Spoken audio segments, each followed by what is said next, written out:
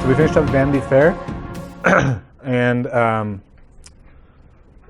we saw Christian escape. We saw some of the things that happened there and how he was inundated by the world, and he was tempted to decide whether he wanted to continue in the world, lose himself in the world, give himself to the things that would make him probably temporarily very happy.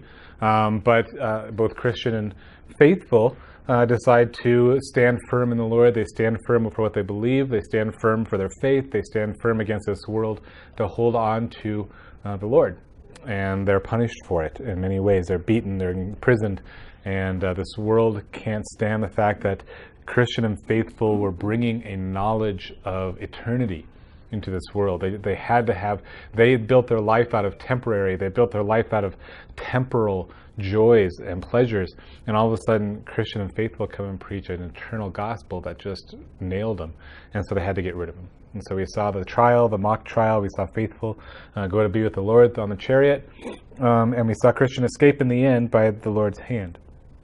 Now, so we're going to pick up there. Now, as I saw in my dream that Christian went not forth alone, that there was one whose name was Hopeful, being made so by the beholding of Christian and faithful in their words and behavior in their sufferings at the fair, who joined himself unto him, and entering into a brotherly covenant, told him that he would be his companion. Now, so we lost faithful, but we gained hopeful in our story.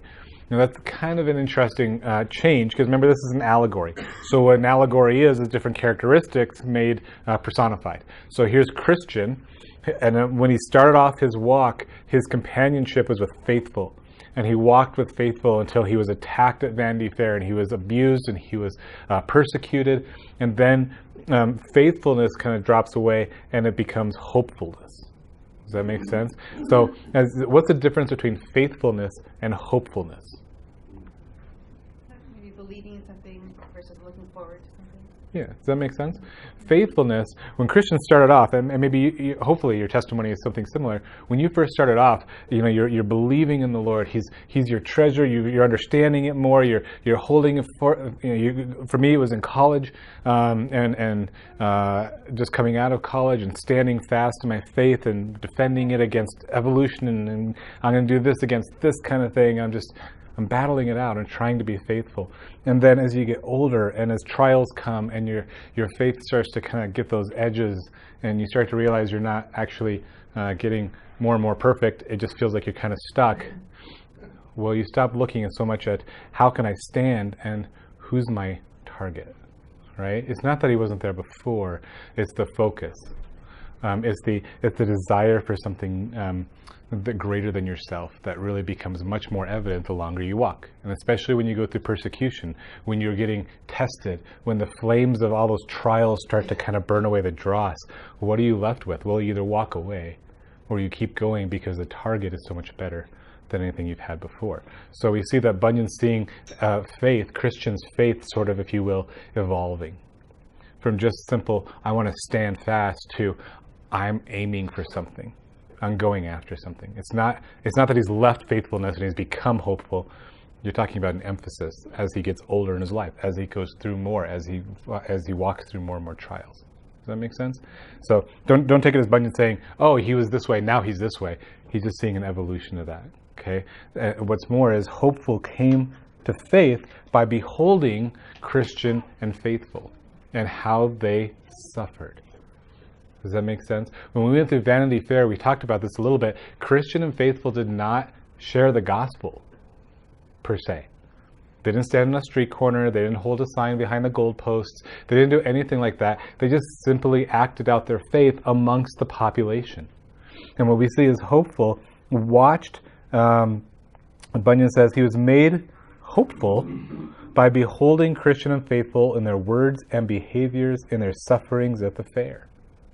So he was at Vanity. Yep. He was a Vanity Fair citizen. And he was converted not through clever means, not through amazing websites, not through awesome Easter services. He was made hopeful by watching the sufferings, by watching the faithfulness of these two men in everyday life. their rejection of this world, their unwillingness to join themselves to this world, their walking, their belief, and their constant living as if there's more to this life than what's in front of them, was the greatest sermon that was ever preached in Vanity Fair, at least for hopeful. Does that make sense? So as we're walking through this, and we get through our lives, and maybe they're kind of boring, and going to work, I'm taking care of the kids, I'm doing whatever, all these things are just seem so mundane. It's doing them as if there's more to this life than just this. It's even enjoying what we do enjoy, but not so wholeheartedly that we forget our eternity, that will speak to our neighbors and our friends and our coworkers. Does that make sense? It's a great thing. We're going to learn more about Hopeful's testimony in the future. He'll discuss it, I think, as we get into, I forget where, but we'll talk about that more in the future. But for now, just understand that he was converted by watching the suffering. So in 1 Peter, Peter says, always be ready to give a defense to everyone who asks you a reason for the hope that is within you. You have to be acting hopeful for people to want to know the defense of why you're hopeful. If you never act hopeful, there's no reason for them to ever ask, right? All right, so thus one died to bear testimony to the truth, and another rises out of the ashes to be a companion with Christian in his pilgrimage. This hopeful also told Christian that there were many more of the men in the fair that would take their time to follow after. John MacArthur said, so many Christians sealed their witnesses to Christ with their blood that martyrs, meaning witness, became to mean martyrs. Their blood, as the 2nd century theologian Tertullian stated, became the seed of the church. Many were drawn to faith in Christ by observing how calmly and joyously Christians met their death. All right. So moving on, page 2. So I saw that quickly after they got out of the fair, they overtook one that was going before them, whose name was Bians. So they said to him, what countryman, sir, and how far go you this way? Now, Bians is kind of an interesting term. It's better to understand it as if it was a bypass, like the same kind of meaning when we say by. So not Bians like as a vehicle, but bypass. What is a bypass? Maybe you guys have a better illustration for this. Does anyone know what a bypass is? When we see this, and there's the business loop. Right, and there's the trucks, the hazardous trucks have to go on the bypass. Right. So what's a bypass? A way around. A way around. So is it the actual way through? When I see the I-25 bypass, is that I-25? No, it's something else that kind of looks like I-25, it works like I-25, but it's not really I-25. It's a really kind of a poor illustration, but that's the idea with Bians. So if we had to apply the same idea now, there's the end, here's what you're walking towards, and then there's Bians, which is what he's walking towards. Does that make sense?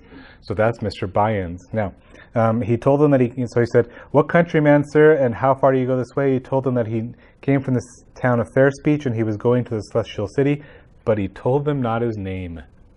So the narrator, Bunyan, tells us what his name is, but for some reason Bians himself refuses to identify himself.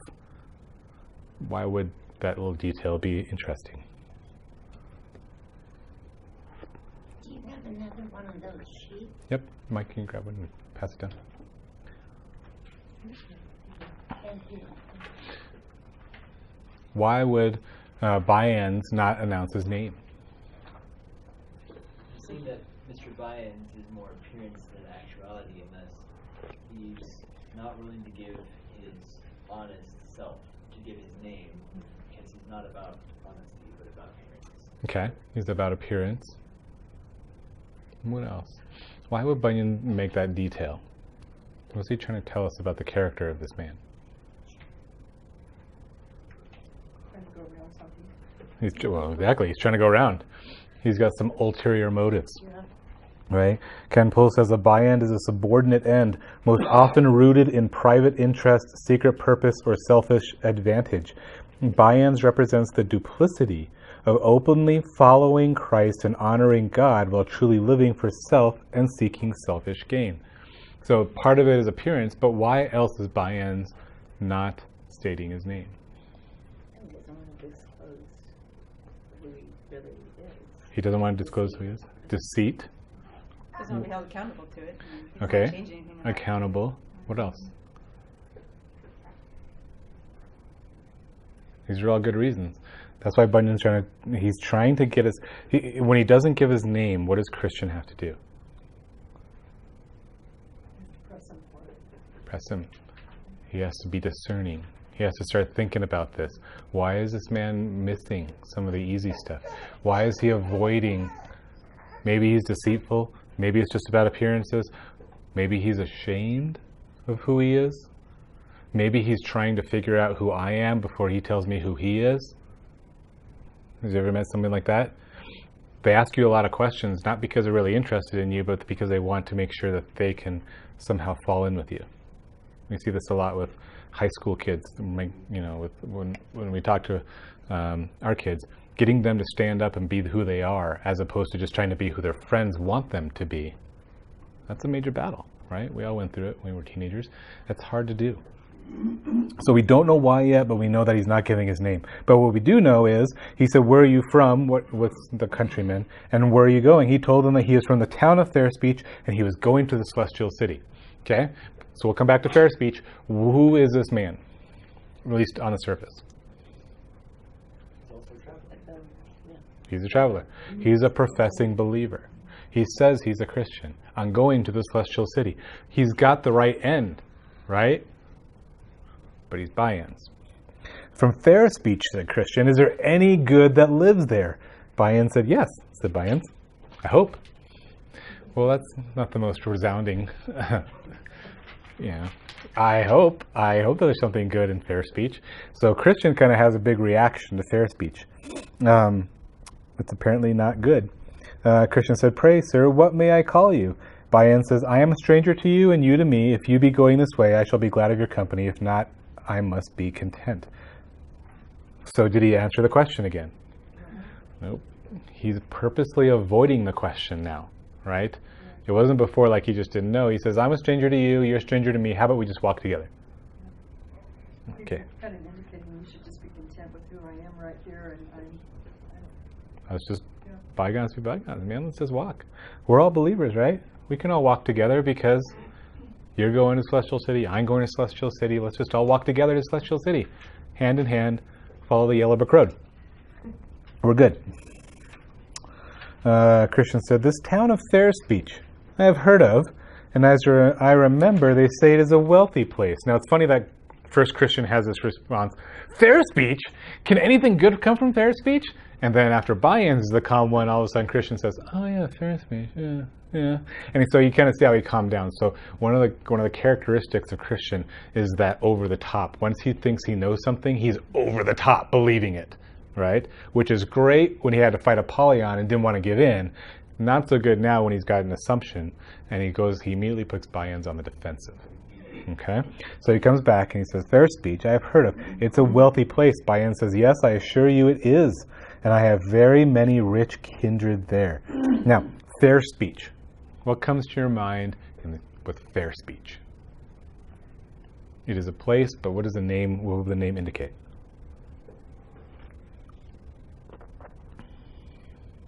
Talk and no substance? Potentially, right? Fair speech. Lots of talk, for sure. I mean, obviously, it's got speech in the name, but what about it? It is fair. It is a good sounding speech. It's great sounding speech. It's pleasant to the ears. We all like what we talk about in fair speech. Everything's good in fair speech. We all say the right things in fair speech, and everybody loves to keep talking in fair speech. No one is judged. We don't know that yet. We just know that everybody likes fair speech. Now, are you guys correct? Yes, of course you're correct. Yes, we all know that. But for the town of fair speech, all we know is that it sounds good. And that's difficult because we've been in churches where you go in, beautiful church, you see the walls have Luther comments and Calvin quotes and all these reformed, faithful men, great believing men, awesome doctrine and everything else. You read the doctrinal statement, it sounds good. And then you go and sit and listen to what's actually preached in the pulpit on Sunday and you realize there's something wrong. What's being said and what's being upheld are not necessarily the same thing. So is that the case with fair speech? And as you guys are correct, it is. Now, it is very wealthy. Why does that matter? Why is fair speech necessarily wealthy? Or why is it wealthy in fair speech? How are those two connected? What do you think?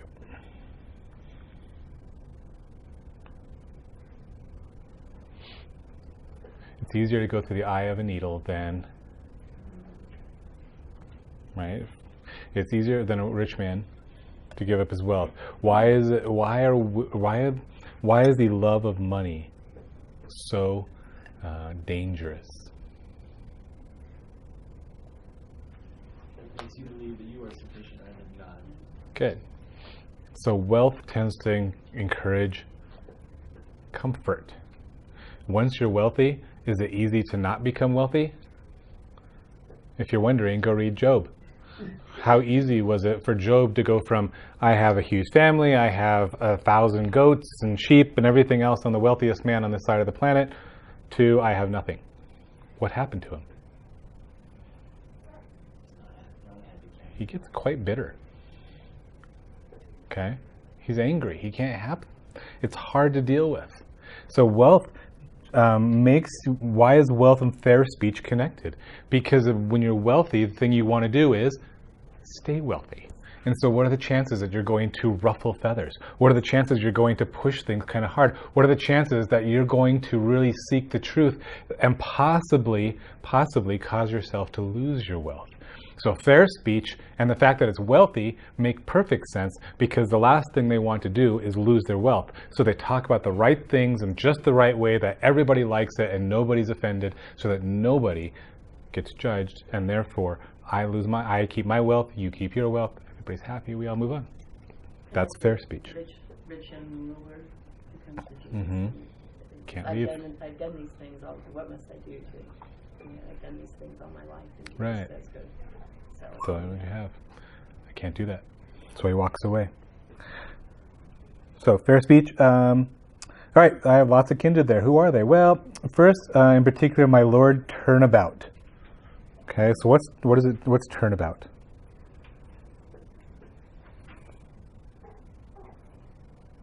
Change to be the opposite. I start going this way, and then I turn this way, then I turn this way, then I turn this way. Okay, see if you see a pattern in all these. How about my Lord time server?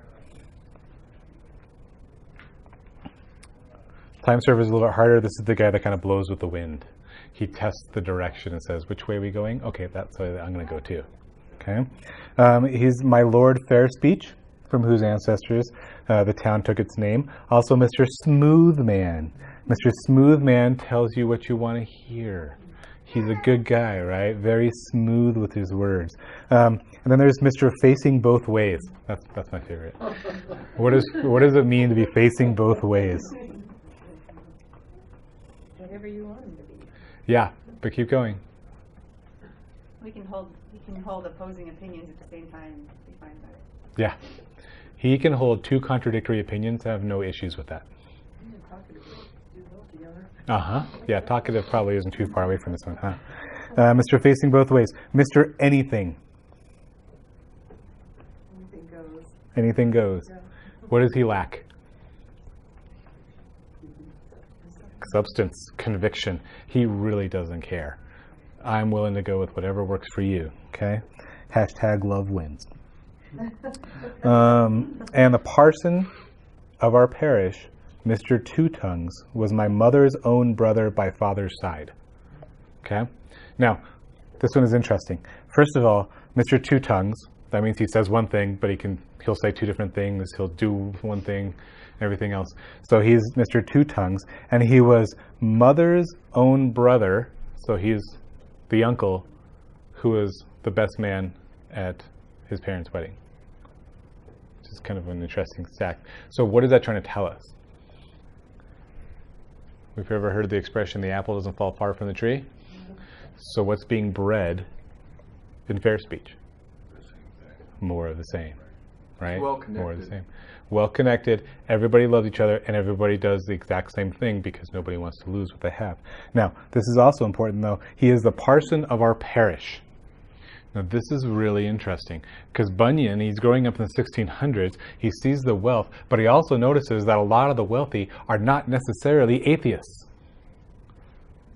What are a lot of the wealthy? Very religious.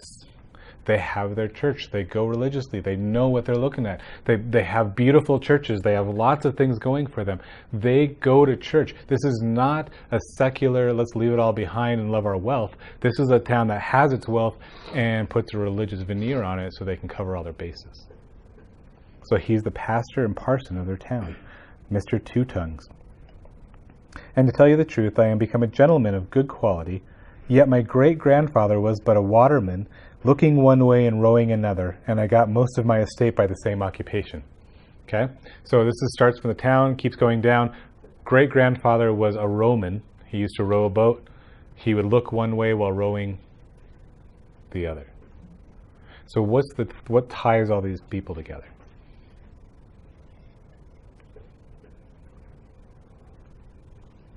What ties facing both ways?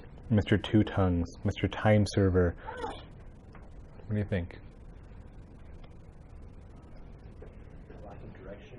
Lack of direction? Ready? Let's keep going. Are you a married man? Yes, my wife is a very virtuous woman. I hold her in high esteem. She's a great lady, the daughter of a virtuous woman. She was my Lady Faning's daughter. Therefore, she became from a very honorable family and has arrived to such a pitch of breeding that she knows how to carry it all, even to prince and peasant.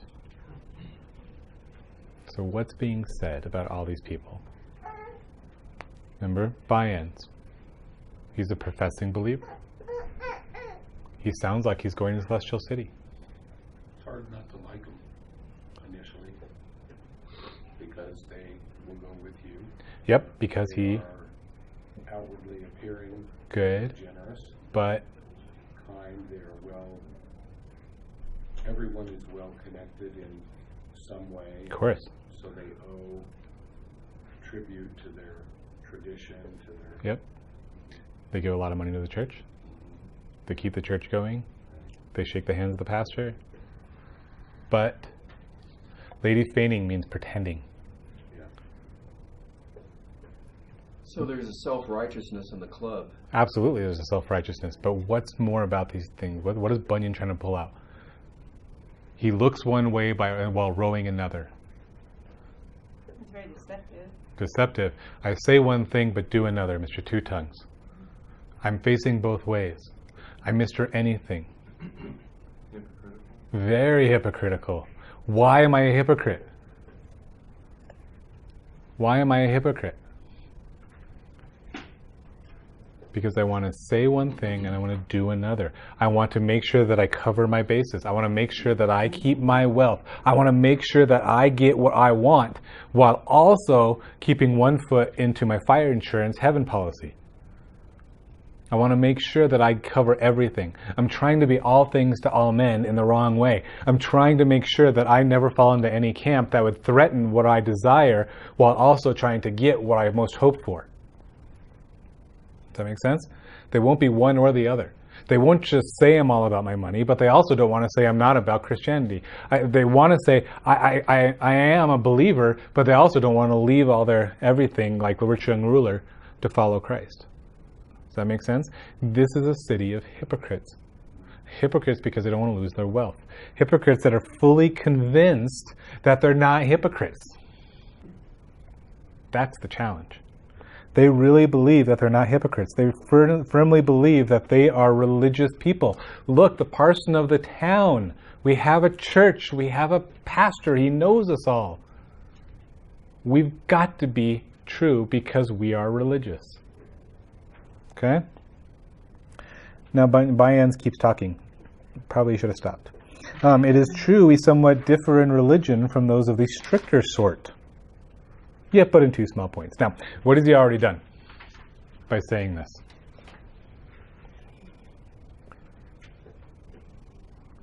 Say again what He said, it is true we somewhat differ in religion from those of the stricter sort. What has he established? Like he's pegged Christian as one way he's trying to defend himself. Potentially, he'll make that very clear. But what has he clarified for us? He's not a fanatic. He's not a fanatic, and other people are Crazy.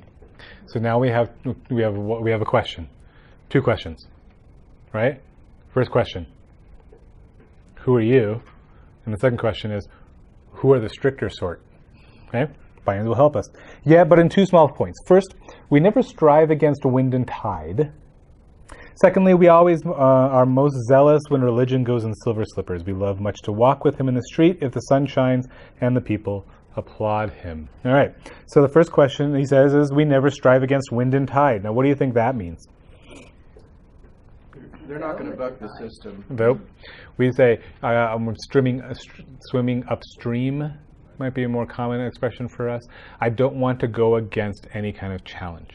Okay, John Kelman says, Buy-ins has in truth but one principle, and he is true to it in all occasions. It is to avoid risk and struggle.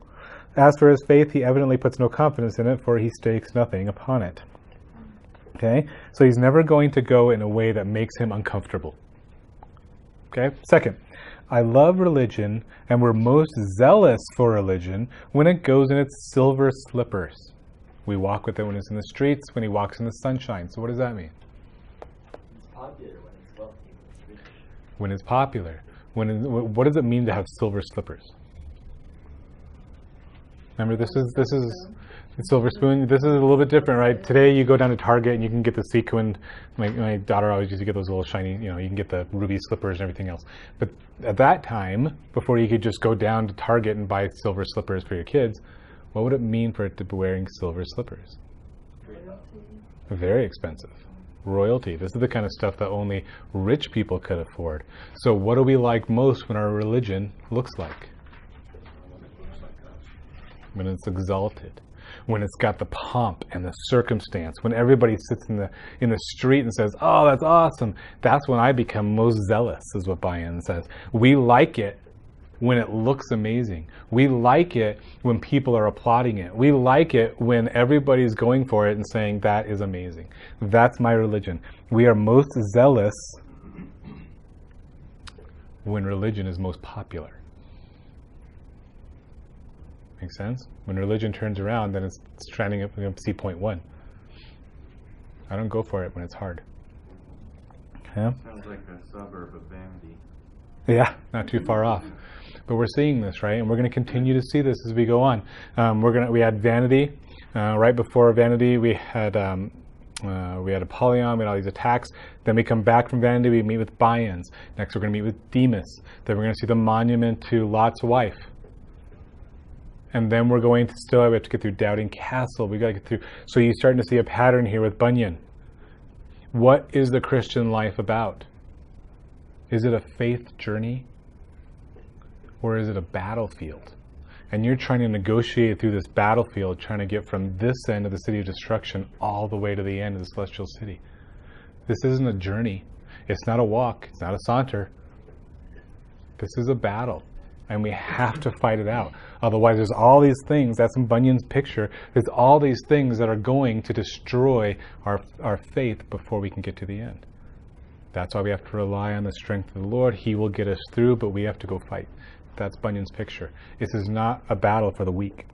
It's not just a little journey that we walk around on. Anyways, back to Buy-ins.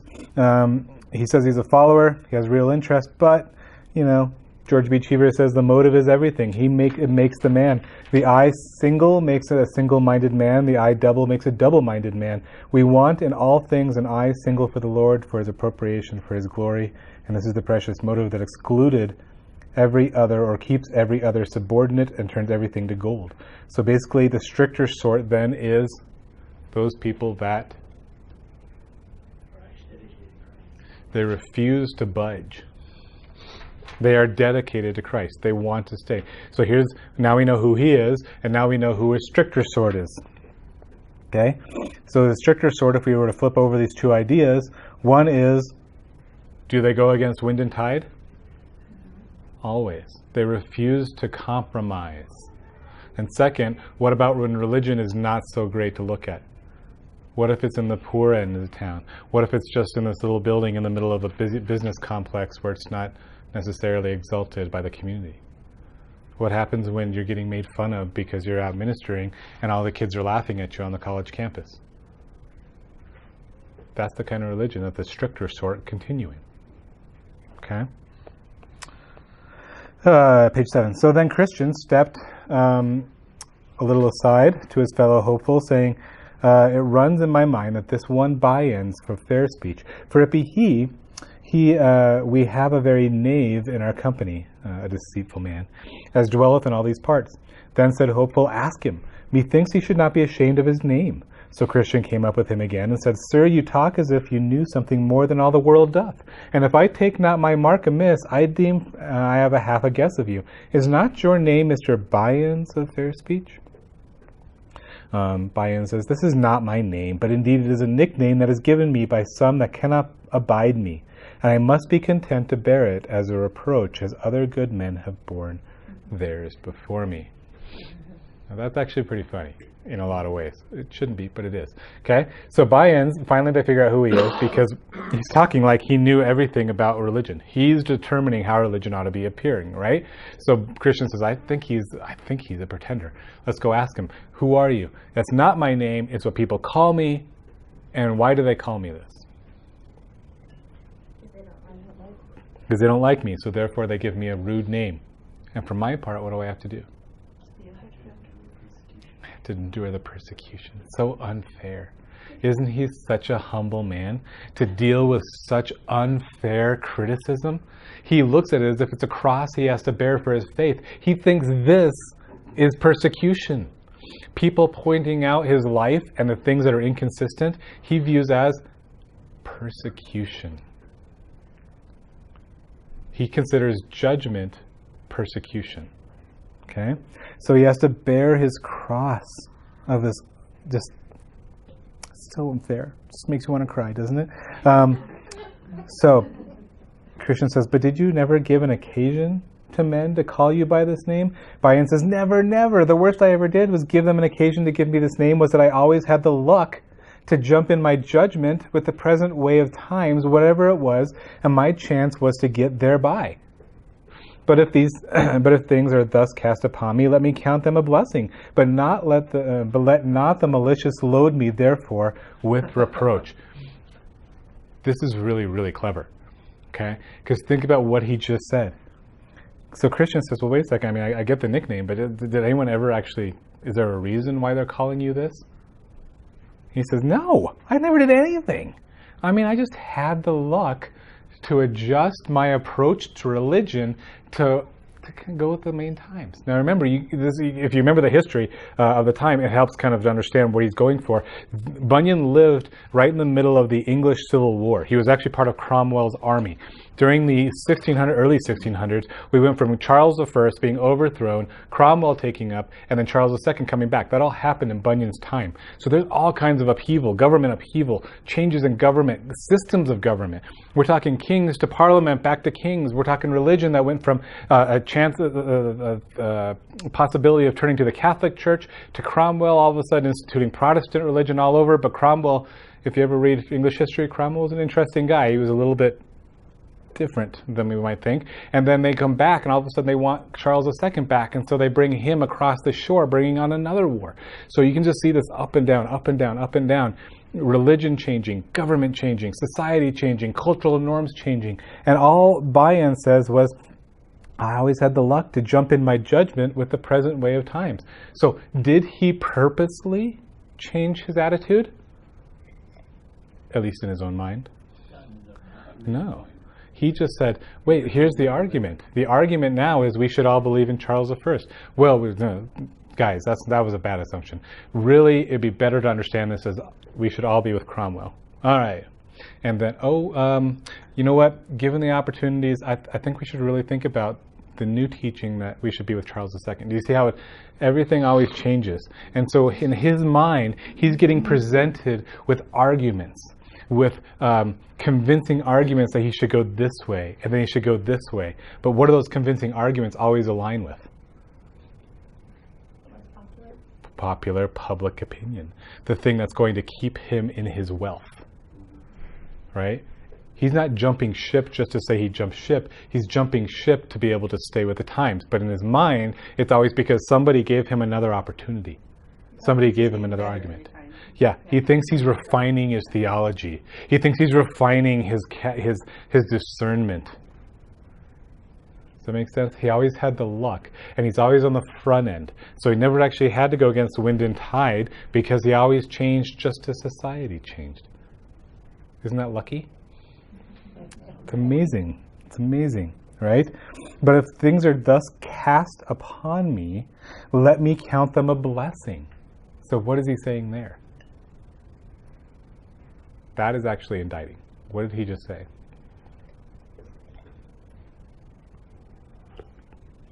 It's like divine appointment.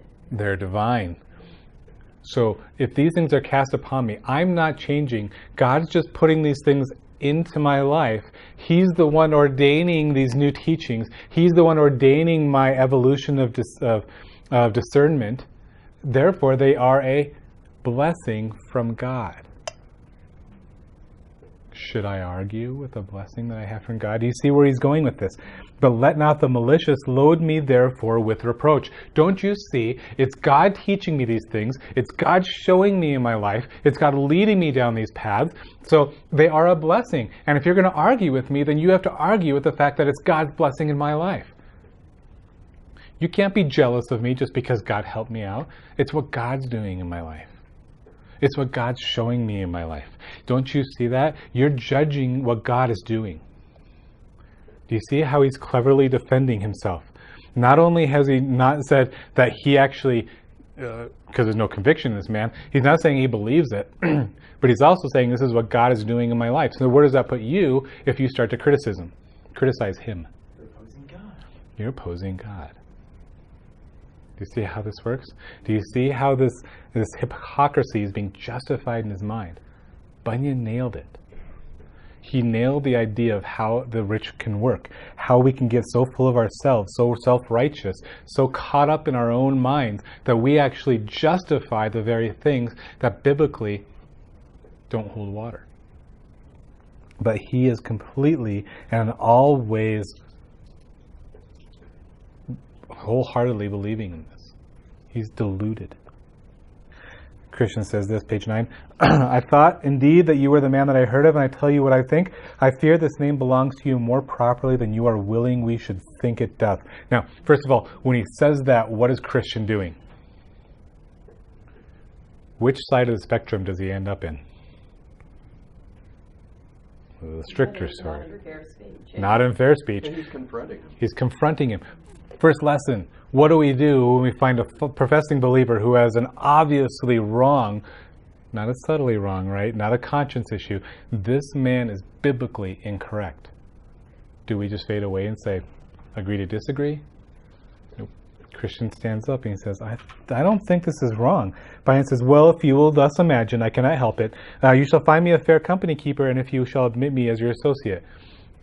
So that's kind of an interesting thing, because what he just said is, fine, do whatever you want to think, but we can walk together. I'm not interested in talking about real things. Don't give me any substance. We're just happy to walk together.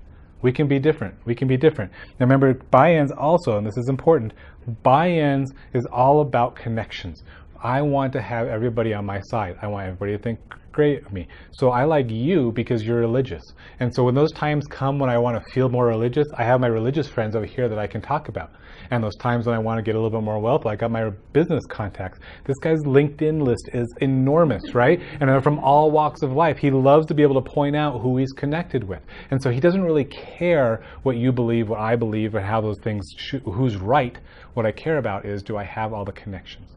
Do I have everything? So he wants to get these guys fellowship. It's weird. You think, well, why would this guy want to be with Christian and hopeful? Well, it's because he wants to make sure that he feels like he's got all his bases covered. Now, what Christian and hopeful represent to him are the religious side of things that he can then claim ownership of because he's connected with these faithful men. If you go to any church in the United States, you'll find that everybody wants to know the pastor. Why do you think that everybody loves Ken Murphy? Partly it's because of his personality, but partly because he preaches every Sunday morning. And therefore he must be the head pastor. And if he's the head pastor, I have to go get to know the head pastor. I have to know the guy in charge. If I know the guy in charge, I know the head honcho. I'm connected with the head cheese. Does that make sense? We think we're a democracy. We're just like the rest of the world. It's all about who you know.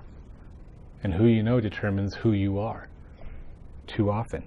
Okay? So he wants to know, he wants their association. Christian says, if you will go with us, you must go against wind and tide, the which I perceive is against your opinion.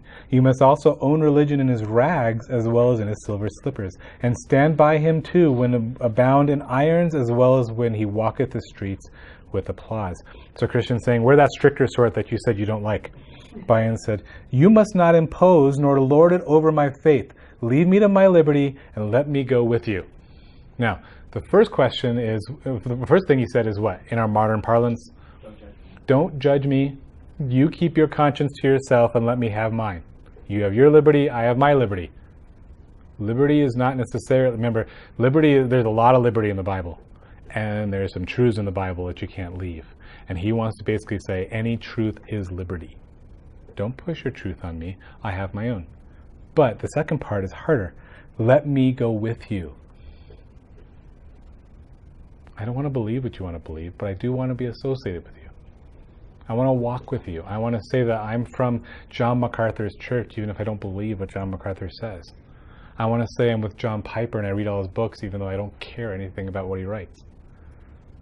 Weird, isn't it? It's bizarre. It doesn't make any sense when you're sane and rational. But what sin does in our mind is make us think that everything makes sense in our own head. We become self-righteous. We delude ourselves with our own thinking. And that's exactly what Bayan says. Christian says, not a step further unless you will do what I propound as we. You can't walk with us unless you want to believe what we believe. Then said Bayans, I shall never desert my old principles, since they are harmless and profitable. That is actually really funny. Okay? What's fair speech all about? Hypocrisy. Mr. Two-facing both ways. And then he says, I shall never desert my old principles. Wait, what were those principles again? I shall never desert my own lack of principles. Yeah, I have my principles, darn it. Where do they come from? We don't know what they were. We never could figure it out. They're harmless and profitable. If I may go with you, I must do as I did. If I may not go with you, I must do as I did before you overtook me. Even go by myself until some overtake me that will be glad of my company. So he would rather leave them to go their way than actually dealing with his own heart. Okay. G.K. Chesterton said, tolerance is the virtue of the man without convictions. Alistair Begg, one of my favorites, we are not simply a society in which we recognize the existence of and the differences between a variety of religious beliefs, but one in which we declare all such beliefs to be equally valid. From that perspective, there is only one kind of heresy, namely to claim that one view is ultimately right, where others are wrong. In granting plausibility to everything, we may grant certainty to nothing. Tolerance has been embraced at the expense of truth. To allow that everyone and everything is right is to destroy the notion of truth itself. Okay? So Christian says, you cannot come with us unless you believe, and Bayan says, fine, then I'm not coming with you. I'm not coming with you. Just accept my LinkedIn request and we'll go our different ways. Okay, that's all you're really looking for. We're going to push a little bit further because we have to get through this next week. So let's keep going. Now I saw in my dream that Christian hopeful forsook him and kept their distance before him. Now, that's already an important thing. Christian hopeful forsook him. What does that mean? What does that imply? For church discipline, it would imply that It's not church discipline. Don't go there. There's a separation. There's a separation. Okay? That implies that Christian hopeful refused his company. Okay? That's the first thing. What does it also imply? What are the alternatives? What could Christian hopeful have done? You either have to turn around or run ahead.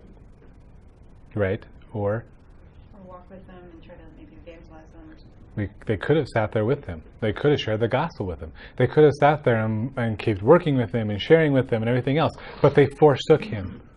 How is that allowed? What is Bunyan saying? Why does he allow his main characters to leave an obviously unsaved man behind? I mean, come on.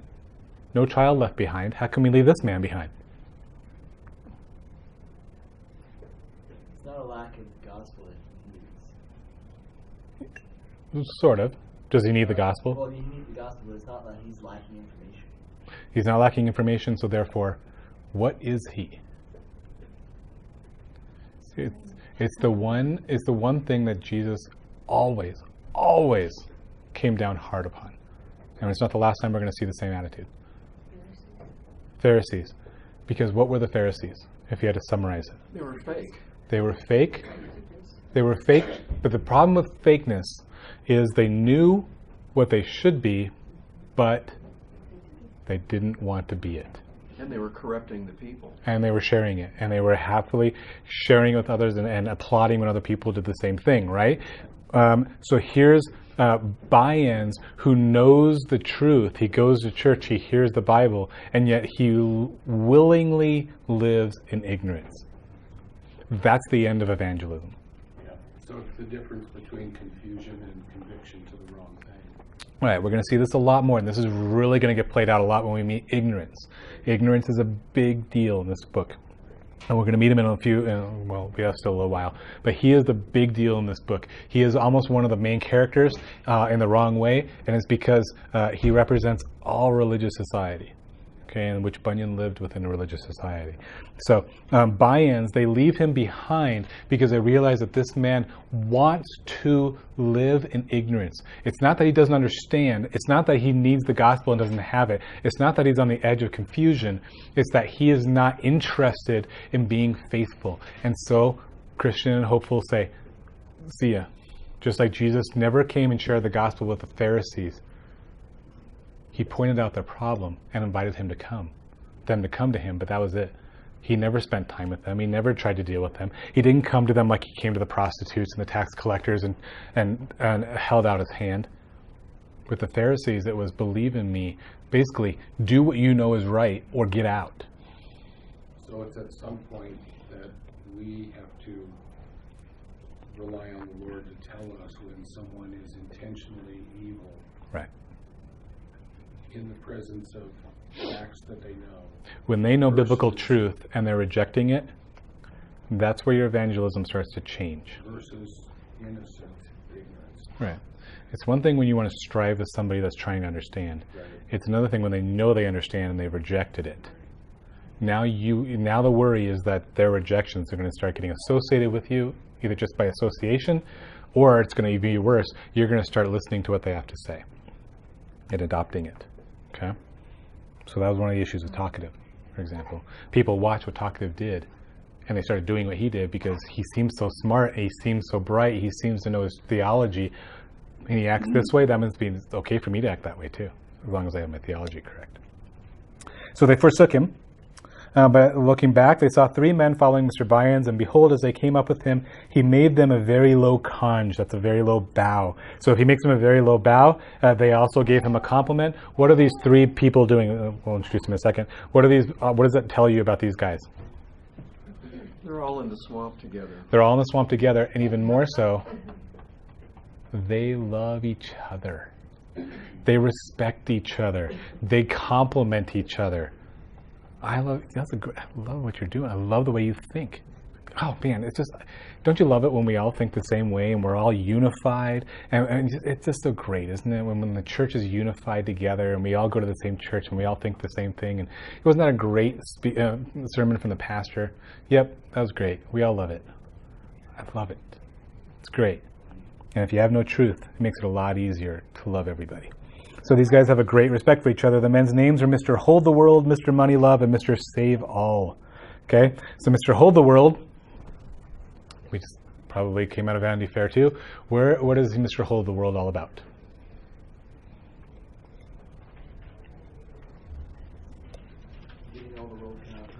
Love it. I don't want to let it go. I'm going to take it all that I can get out of this world. Mr. Money Love. That one's probably pretty easy. I love money, right? And so what do I do if I love money? You serve it. Anything I can do to get more, right? Mr. Save All is a little bit harder. Closely related to Mr. Money Love. What's Mr. Save All? Not necessarily greed, but yeah, closely. What is Mr. Save All? You like a penny pincher? Yes, an absolute penny pincher. And why does he fit in with Mr. Moneylove and Mr. Hold the World? He still loves money more than It's not just money, though, right? Think about the parable of the man that he stored up everything, right? Luke 12, and he said to them, "Take heed and beware of covetousness, for one's life does not consist in the abundance of the things he possesses." Then he spoke a parable of them, saying, "The ground of a certain rich man yielded plentifully. And he thought it within himself, saying, What shall I do, since I have no room to store my crops? So he said, I will do this. I will pull down my barns and build greater, and there I will store all my crops and my goods. And I will say to my soul, Soul, you have many goods laid up for many years. Take your ease, eat, drink, and be merry." Now that's a big deal, because if you go back into Genesis and we see what happened in Egypt, what happened when they knew that there was going to be a drought? Well, he started taxing them, and the tax rate was an effective 20% or so of a farm. So they were taking in crops, they were storing them, and then on top of the 20% tax rate, they had to go and buy the crops back and pay even more. So the effective tax rate was probably close to 30 to 40% on these people. Why was that acceptable when Joseph did it in Egypt? Because he knew there was a drought coming, and he knew that this is the only way they weather the storm. Makes sense. So you would look at that and say, on the surface, what's wrong with saving? It's when you save it for yourself, and it's like an economic parable too. You're not putting it out there to invest it Right. in others. It's just you're sitting on it. That's You're the difference. trusting it. That's the difference. There's a difference between those who are saving up for college, those who are saving up for a rainy day, those who are saving up for a purpose, and those who are just plain Scrooge, right? You know, my favorite retelling of the Christmas Carol is the Muppets Christmas Carol, and it's got Michael Caine and the Muppets. You can't go wrong. And so he says, Scrooge loved the darkness because the darkness was cheap, right? He just didn't want to spend. It's not that he was frugal. He just didn't want to spend. He figured if he had more and more and more, that made him more and more and more powerful, more and more safe. So that's what happens to this man in Luke 12. Keeps building it up and building it up and building it up, thinking that he's going to be taking his ease. But God said to him, "Fool, this night your soul be required of you. Then whose will those things be which you have provided? So is he who lays up treasure for himself and is not rich toward God." So you can see that he's just, save all is tough, because there's a line between I want to be discerning and faithful with what God has entrusted to me versus I need to build it up because it's making me secure. Okay. Men that by Mr. Vians had formerly been acquainted with, for in their minority, so when they were kids, they were all schoolfellows, and were taught by him one Mr., and it should be pronounced Mr. Gripman. Mr. Gripman. I take hold of it and I won't let it go. Right? I have a tight grip. A schoolmaster in Lovegain, which is a market town in the county of Coveting in the north. Okay, so they love gain in the county of Coveting. Covetousness. This schoolmaster taught them the art of getting, either by violence, cozenage, flattery, lying. Cozenage is like a deception. Flattery, lying, or by putting on a guise of religion. And these four gentlemen had attained much of the art of their master, so they could each of them have kept such a school for themselves. So there's a lot of cleverness in there, but the idea is covetousness, coveting, right? This is all about covetousness. I want what you have. I want more of what I want. I want. This is childhood in a nutshell, right? What's the most popular toy you can have in the nursery? The one that he's playing with. That is always the most popular toy in the nursery, right? Every time. Right. It doesn't matter how many others there are. If you give a duplicate, then they drop it. That's weird, isn't it? They've done psychology experiments that prove it. And yet they still refuse to believe that children aren't innocent. It's weird. But yeah, that's what it is. We always have to have more. In fact, if we go through and we look at covetousness, don't even have to do much. Just search covetousness in your online Bible and look what it says. It is always listed amongst the worst sins, the most characteristic sins of mankind. Covetousness always finds its place in there. And when Paul says, here's what I don't want you to be, go be this, he says that too. But he says, he says, I don't want you to be this, guess what's included? Covetousness. Greed. I gotta have. Ephesians 2. Mark 7. From out of the heart of men proceed evil thoughts, adulteries, fornications, murders, thefts, covetousness. Romans 1. God gave them over. They were filled with all unrighteousness, sexual immorality, wickedness, covetousness, knowing that the righteous judgment of God, that those who practice such things are deserving of death, not only do the same, but also approve of those who practice them. In Ephesians 5, for this you know that no fornicator, unclean person, nor covetous man who is an idolater has any inheritance in the kingdom of Christ. Later on, Ephesians 5, walk in love as Christ has also loved us. But fornication and all uncleanness or covetousness, let it not even be named among you. So you kind of get the feeling like covetousness just seems to be this one thing that keeps coming up. It is so characteristic. That's why these men are so good at it. We are practiced. We come out of the womb with this already wired into us. We come out of the womb ready. We already have our bachelor's. All we're doing the rest of our lives is working on our PhD in covetousness. It's that easy for us. Okay? Sometimes it's plain, and with these guys, what's best about these guys is they're smooth. They're good. They know how to cover it up with religion so it doesn't look like covetousness, even though that's what it really is. Okay? So next week we'll pick up on page 15, and what's going to happen now, and it's going to be interesting, these three men are going to discuss why they're right and why Christian is wrong. We're going to go through hypothetical scenarios, right? Hypothetical one-sided scenarios in which we already know what the rhetorical answer is, and then they're going to go catch up with Christian and hopeful and say, oh yeah, beat this one. Okay? And that's what we're going to do. So we'll do that one next week, and then we'll take on Demas the following week. Questions? Thoughts as we finish up? All right, let me pray for us.